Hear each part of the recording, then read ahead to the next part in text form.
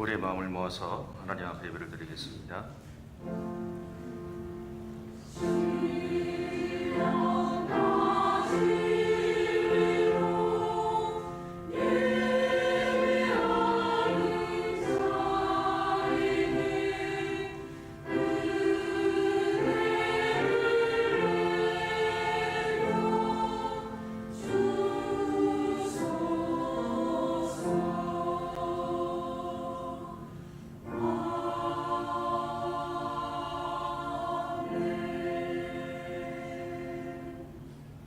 영원한 내 편이시라 내가 두려워하지 아니하리로다.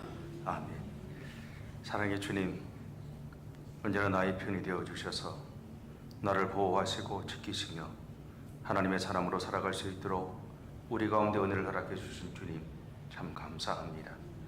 이 시간 하나님 앞에 울크란 우리의 마음들을 모아서 예배를 드리오니 주께서 하나님 예배를 통해서 온전히 영광 받아 주시옵소서.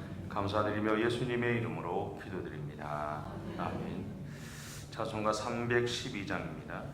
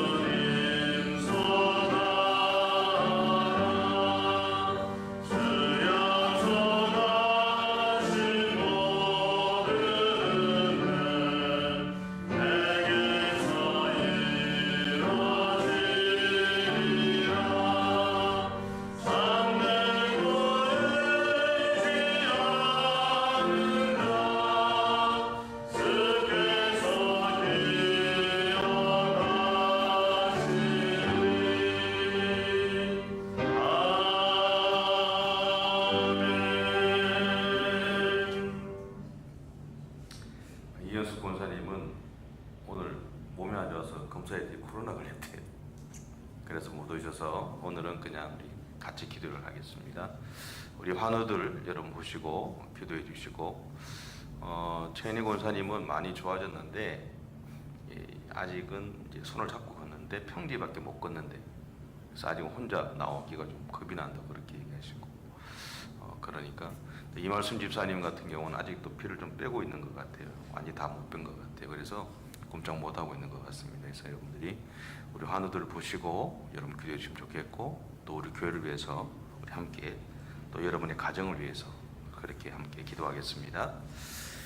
사랑의 주님 감사합니다. 우리들을 사랑해 주셔서 하나님 은혜 가운데 살아갈 수 있도록 인도하시고 지키시는 주님, 주께서 원하시는 은혜 가운데 온전히 살아갈 수 있도록 이끌어가 주시는 성령의 주님만을 본인의 의자와 하나님 높이고 찬양하오니, 죄송 여겨져 친히 하나님 일하신 하나님 역사에 주옵소서. 하나님 우리 하나들을 하나님 기억해 주옵소서.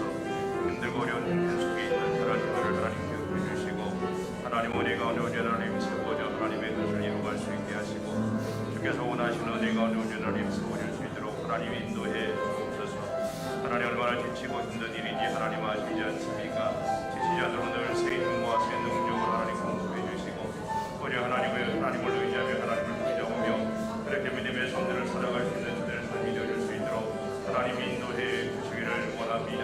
모든 하나님의 성령께서 이 시간 저들의 하나님 세상 가운데 하나님 함께 해주시고 하나님 저들의 하나님과 현장 가운데 하나님 함께 해주셔서 하나님의 주요하신 하나님의 역사가 저들의 삶에 언제나 하나님 넘칠 수 있도록 하나님 역사에 주옵소서.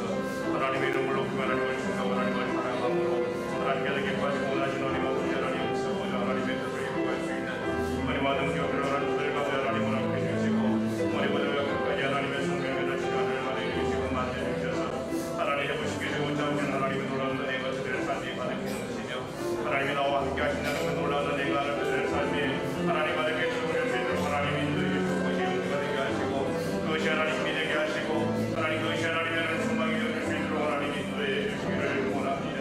그러면 하나님의 영성님을 하나님께 주시고 하나님의 하나님의 사랑 가운데 하나님께 세워주신 아버지 하나님 믿어도 하나님의 하나님의 소망에 하나님의 원하시는 교회의 모습을 갖춰가며 하나님의 뜻을 이루가며 하나님의 걸 그렇게 갈 수 있는 하나님을 해주시고 그러게 하나님의 소리와 예를 붙잡며 살아갈 수 있는 믿음의 공동체가 되어줄 수 있도록 하나님 들어와 주시고 하나님 인도해 주시기를 원합니다. 무엇보다는 하나님의 우리를 향해서 품고 있는 마음이 무엇인지를 들어보게 하시고 그런 하나님의 마음들을 하나님의 집중하고 하나님 고민하며 하나님의 뜻을 이루며 살아갈 수 있는 분들을 하나님의 모든 믿음의 공동체 가운데 하나님을 피해 주시기를 원합니다.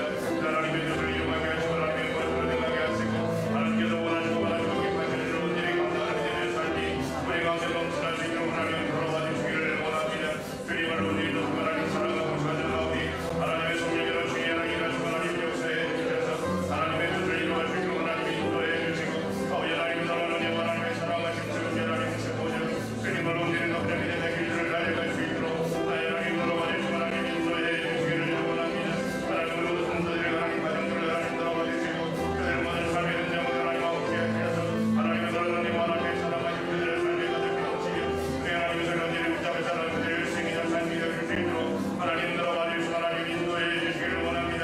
각 가정마다 하나님 그레이는 풀어주시고 애기를 은혜를 위해주시고 하나님 들어가서 님을 받으시고 하나님 성을 하나님 열어줄 것 열어주셔서 하나님 그날도 님 하나님의 사랑하신 성이 하나님 속에 사는 자들의 인생을 살아가게 하시고 하나님의 삶을 하나님 앞에 뭘 돌리며 하나님이 저들과 함께 하신 것을 믿는 믿고 누리고 살아갈 수 있는 저들 모두의 승리와 삶이 되어줄 수 있도록 하나님 역사해 주시기를 원합니다.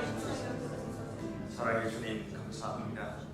우리를 사랑해 주셔서 감사하고 우리와 함께 해주셔서 감사하고 우리 아버지가 되어주시고 우리의 삶의 보호자가 되어주셔서 감사합니다. 그 하나님을 온전히 우리가 놓치지 않고 기억하며 늘 하나님의 손을 붙잡고 그렇게나 믿음의 길을 달려갈 수 있는 우리 모든 성도들의 삶이 되어줄 수 있도록 하나님 인도해 주옵소서. 각자 가지고 있는 여러 가지 어려움과 힘든들 속에서 하나님 함께 해주시고 그 모든 힘들과 아픈 현장 가운데 하나님 기름 부어 주셔서 하나님 해결하시고 치유하시고 회복시키시는 하나님의 놀라운 은혜가 하나님 저들의 삶의 현장 가운데 가득히 넘칠 수 있도록 하나님 역사해 주실 줄 믿습니다. 주의 성령께서 우리 모든 성도들의 가정을 삶의 현장을 돌아와 주시기를 간절히 바라오며 예수님의 이름으로 기도드립니다. 아멘.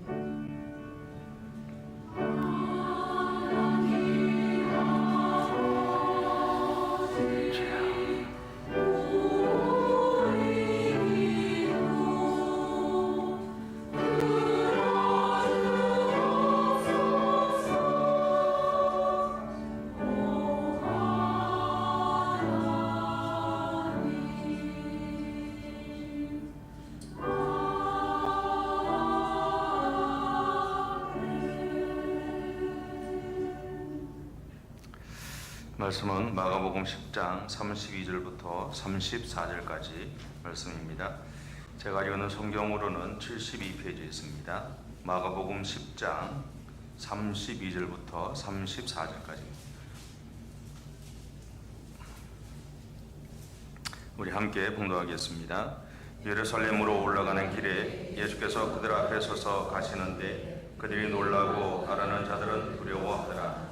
이에 다시 12 제자를 들이시고 자기가 당할 일을 말씀하여 이르시되 보라 우리가 예루살렘에 올라가노니 인자가 대제사장들과 서기관들에게 넘겨지매 그들이 죽이기 분리하고 이방인들에게 넘겨주겠고 그들은 능욕하며 침뱉으며 채찍질하고 죽일 것이나 그는 3일 만에 살아나리라 하시니라. 아멘. 시작할 우리 찬양대 찬양하겠습니다.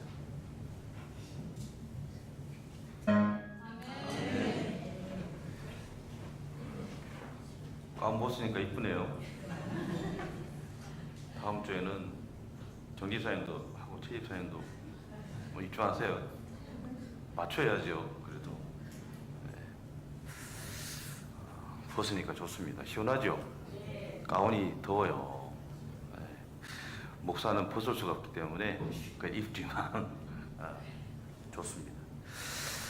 제가 가지고 있는 성경에는 오늘 본문의 부제를 이렇게 기록하고 있어요. 죽음과 부활을 세 번째로 이루시다. 그러니까 여러분도 보시면 집에 가서 여러분 성경을 보면 성경 위에 이렇게 1절 위에 이렇게 다른 색으로 이렇게 좀 써놓은 게 있어요. 아마 비슷할 것 같습니다. 죽음과 부활을 세 번째로 이루시다라는 말이 있어요. 그러니까 이 말은 예수님이 자신의 죽음의 과정에 대해 말씀하시고 또 죽으신 이후에 일어나야 할 부활에 대해서 이야기하고 있음을 우리에게 말하고 있는 겁니다. 그렇다면 왜 예수님은 세 번이나 자신의 죽음과 부활에 대해서 말씀하셨을까라는 거죠. 제자들이 자신의 죽음을 받아들이지 못하고 또 예수님의 부활하심에 대해서 이해하지 못하고 있기 때문일까요? 그럴 수도 있죠. 사실 예수님이 자신의 죽음에 대해서 이야기하지 않으셨어도 이미 지금까지 수많은 유대 지도자들이 예수님을 죽이기 위해서 시도해 왔었습니다. 그런데 그 하나도 성공하지 못했어요. 왜냐하면 하나님이 그들의 손에서 예수님을 보호하셨기 때문에 그렇습니다. 그렇다면 하나님의 보호하심이 멈추면 우리는 수많은 위험 속에 방치된 채로 죽음을 맞이해야 할까요? 이런 의문이 생기죠.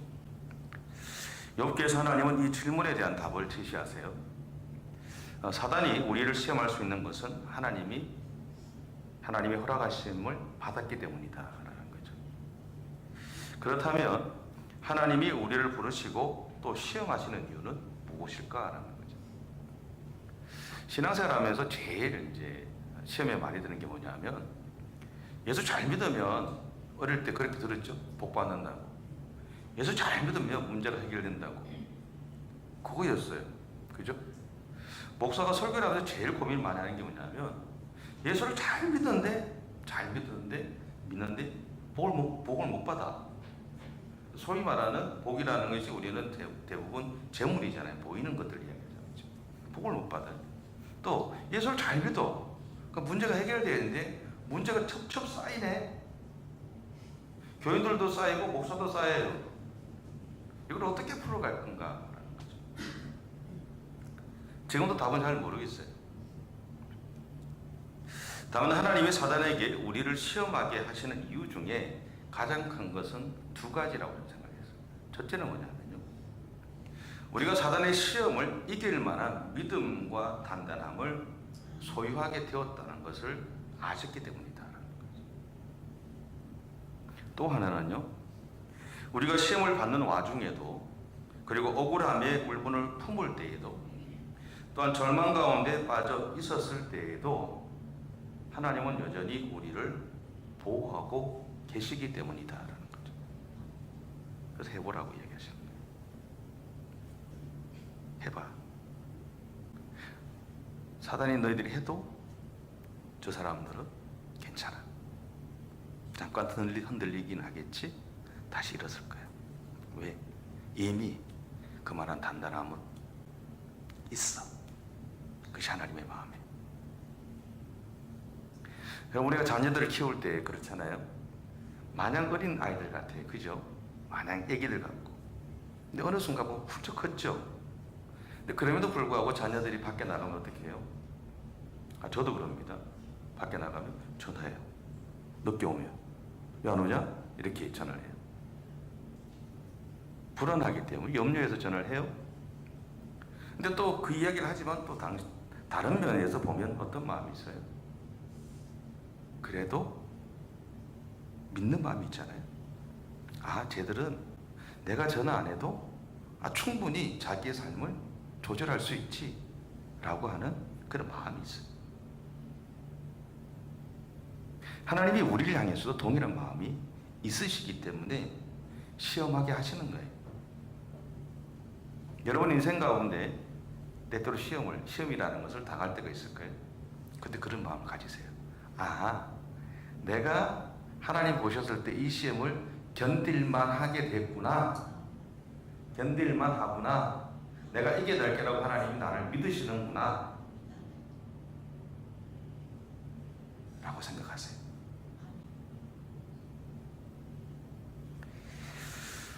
이런 하나님의 마음을 명확하게 보여주는 것이요. 구름 기둥과 불 기둥으로 함께 하신 40년 동안의 광야 생활이었어요.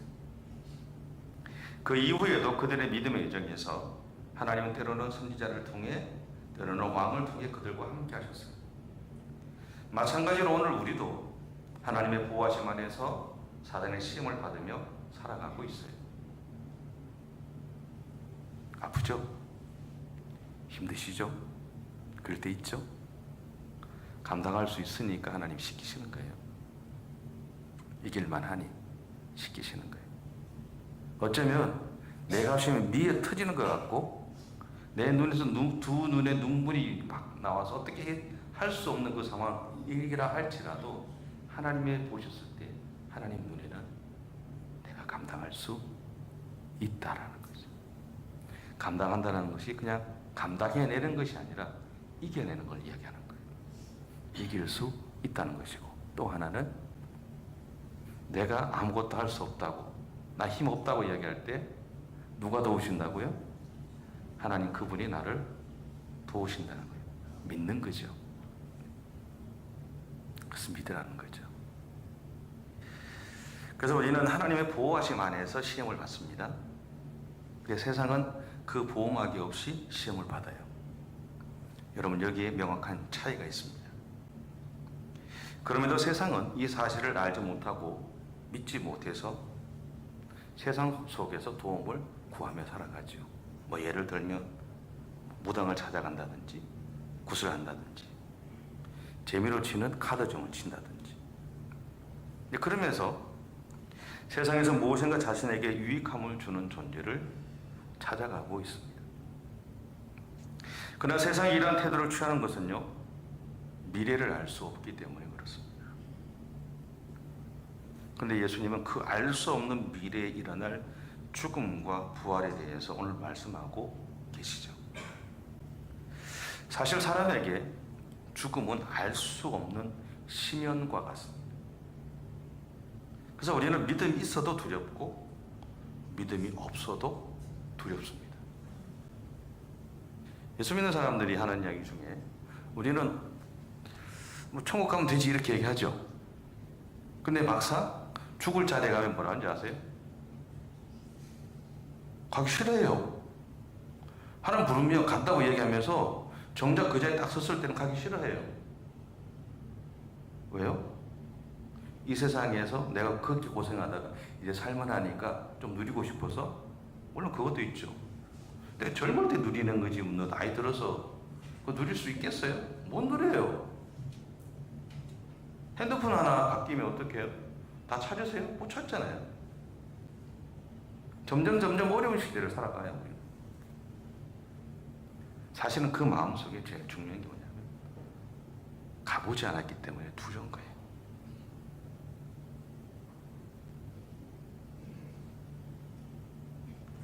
여러분 물에 들어가면요, 내 발이 닿으면, 물에 들어가는 내 발이 닿으면 괜찮죠? 저는 음파를 못합니다. 수영은 하는데 음파를 못해요. 그 뭐예요? 못하는 거죠. 내 호흡을 딱 하고 그 한 호흡으로 갈 수 있는 데까지는 가요. 근데 음파가 안 돼요. 음파를 하면 그게 가라앉아요. 힘을 줘서. 왜 가라앉아요? 두려워서. 두려우니까 힘이 들어가는 거잖아요. 그죠?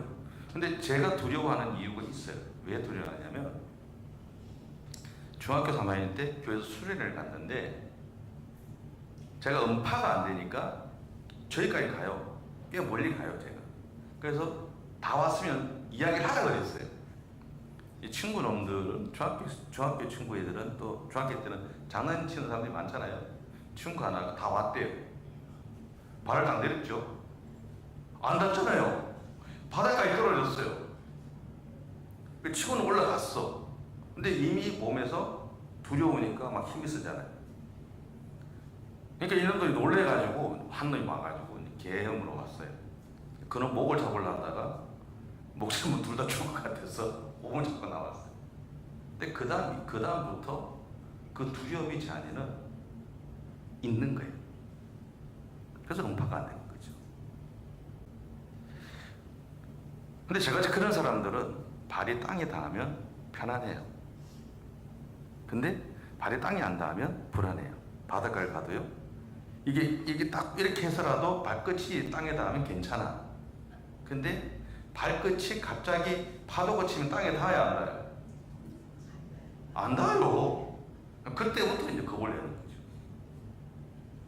그러면 점점 물의 깊이가, 내가 들어갈 수 있는 물의 깊이가 작아지게 되죠. 마찬가지로 모든 사람이 죽지만 우리는 내서 죽음에 대해서 말하지 않아요. 물론 우리는 믿음으로 죽음 이후의 삶에 대해서 믿고 있어요. 그렇죠? 하지만 아직 내가 가보지 않았고 경험해보지 않았기 때문에 우리 안에도 막연한 두려움이 있을 수 있다는 겁니다. 그래서 죽음 앞에 섰을 때 우리는 좀 더 있고 싶다고 얘기하는 거예요. 근데 예수님은 자신의 죽음과 부활에 대해서 말씀하시면서 그 모습에 두려움이 없어요. 오히려 기대와 확신이 있죠.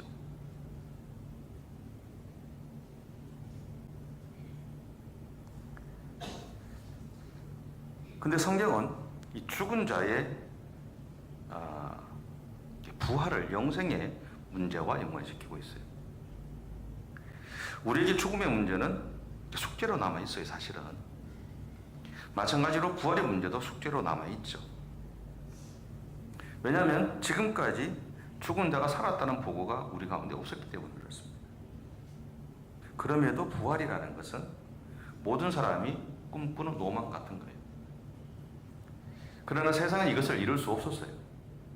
그래서 진시황은 죽음을 보지 않기 위해서 영원한 생명을 얻을 방법으로 불로초를 찾아다녔던 것이고, 클레오파트라라는 여인은 영원히 미모를 유지하는 방법을 찾았던 거예요. 죽음을 맞이하는 것이 두려웠어. 사람은 누구나 이 죽음에 대한 두려움이 있고 공포가 있습니다. 근데 앞에서 얘기한 것처럼 성경은 이 죽은 자, 죽음에 대해서 예수님 이야기한 그 죽음뿐만 아니라 죽은 자의 부활을 그냥 단순히 죽은 자의 부활, 죽음으로만 얘기하는 것이 아니라 죽은 자의 부활을 영생의 문제와 연관시키고 있다는 거죠. 이것을 예수님은 죽으심과 부활하심을 통해서 이루시고 인류의 역사에서 한 역을 그으셨어요. 물론 여전히 그 사실을 대부분 믿지 않고 받아들이지 않고 있지만 말입니다. 그럼에도 진리는 진리로 존재한다라는 것이죠. 어쩌면 지금까지 죽은 사람이 다시 살아난 일을 경험하지 못한 제자들에게도 예수님의 부활에 대한 이야기는 먼 나라 이야기였을 겁니다. 그들은 경험해보지 않았기 때문에 도무지 이해할 수 없었고요. 알아들을 수도 없었어요. 여러분, 지금까지 신앙생활 하시면서 마음으로는 도저히 이해가 안 되고 받아들이지도 않는, 알아들을 수도 없는 이야기가 많지 않으세요? 설교를 하면서 저는 말씀을 전하는 사람이잖아요. 그럼 성경을 보고 그 성경 말씀 속에서 답을 찾아야 되는데 제가 받아들일 수 없는, 알아들을 수 없는 이야기들이 성경에 너무 많아요. 그래서 제가 알아들을 수 있는 것만 해요. 이해할 수 있는 것만 하고 거짓말을 할 수는 없잖아요. 그렇다고 주석들을 막 짜집기 위해서 이야기할 수도 없어요. 왜냐하면 그 주석에서 하는 이야기조차도 이해가 안 되기 때문에. 그렇게 할 수는 없다라는 거죠.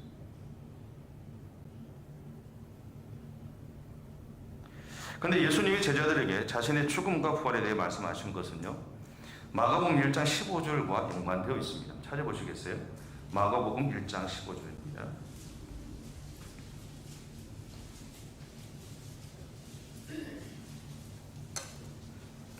53페이지 정도 있습니다. 제가 가져온 성경으로는 그렇습니다. 찾으셨죠? 네, 같이 한번 읽겠습니다.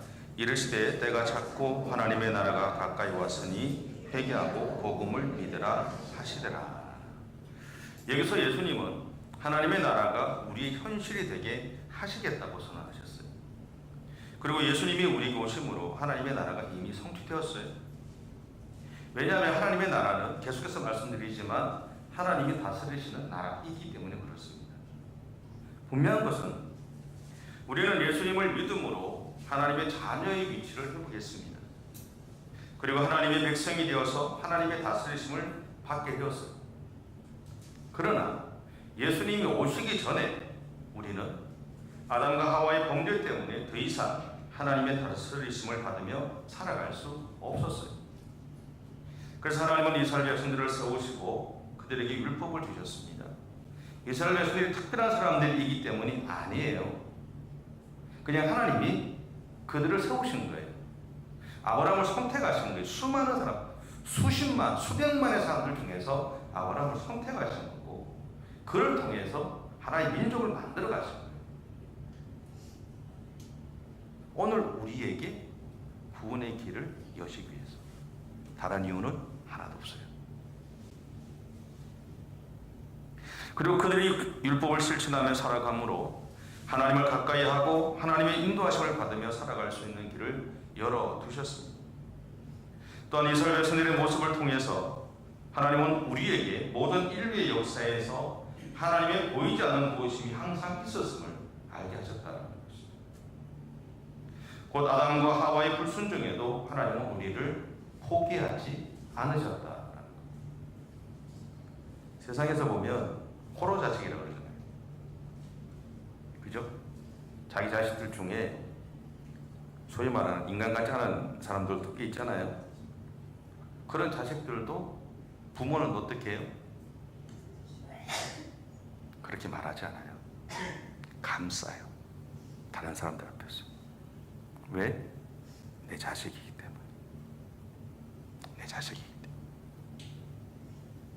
우리가 잘하기 때문에, 우리가 잘났기 때문에 하나님은 우리를 포기하지 않으시는 것이 아니라 하나님 그분이 우리를 만드셨기 때문에, 우리가 하나님의 자녀였기 때문에 우리를 포기하지 않으셨던 겁니다.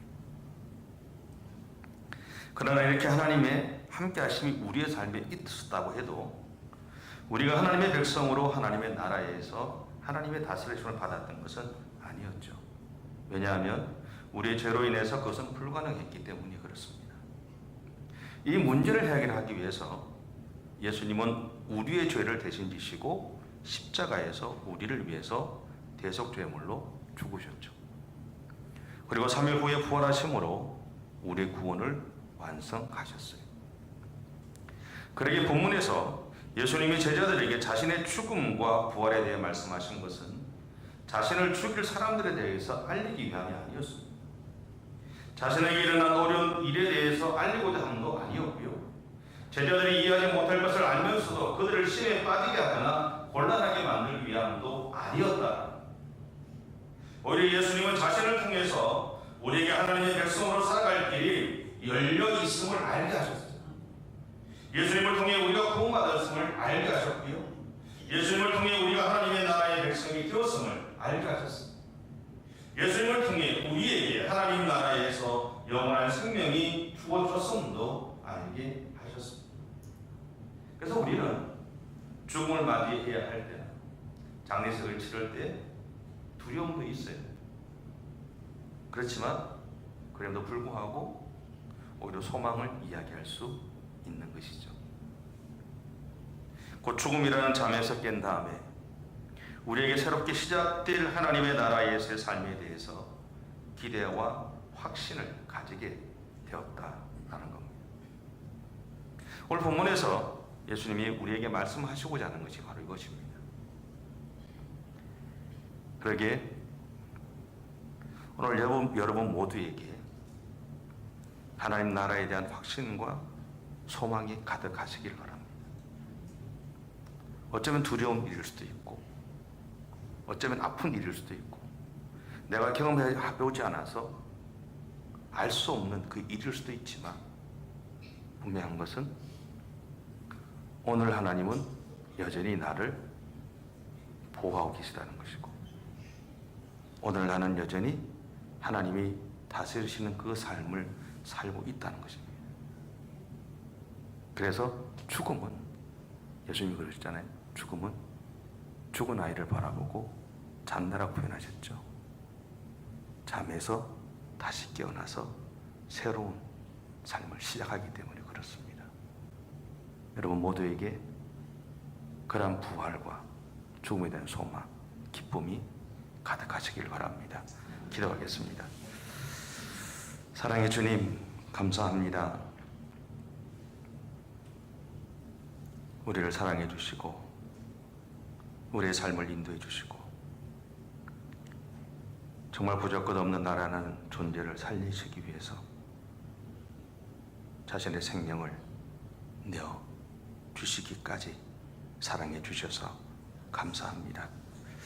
그 주님의 사랑을 기억하게 하시고 그 주님 때문에 이루어진 미래의 나의 삶에 대한 소망을 품고 그렇게 믿음의 길을 달려갈 수 있는 우리 모두가 되어줄 수 있도록 하나님 인도해 주옵소서.